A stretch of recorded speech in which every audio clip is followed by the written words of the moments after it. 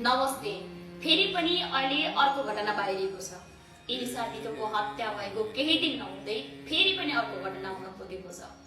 कालीकोट जिल्ला राजकोट नगरपालिका वडा नम्बर 1 मा बस्ने नेपाल कम्युनिस्ट पार्टी विप्लवका नेता 55 वर्षका बलबहादुर तिरुवाले 12 वर्षकी नाबालिकालाई लडाई पकाइ गर्दै 9 महिनादेखि नै बलात्कार गर्दै आएको र नाबालिकाको पेटमा गर्भ रहेको भन्ने कुरा इलाका प्रहरीले जानकारी गराएको छ र बालिकाको बाबा 8 वर्षदेखि नै विदेशतिर बस्दै आएको र बालिकाको आमा माइती घरमा गएको समयमा बलबहादुर तिरुवाले कोही नभएको समय छोपेर उनलाई लडाई पकाइ गर्दै बलात्कार गरेको भन्ने कुरा जानकारी गराएका छन्।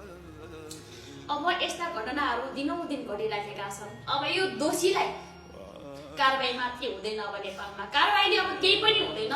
अब यस्तो काम गर्ने व्यक्तिलाई सिधै फाँसीको सजाय दियोस् भन्ने कुरा हामी आम जनताको गुनासो पनि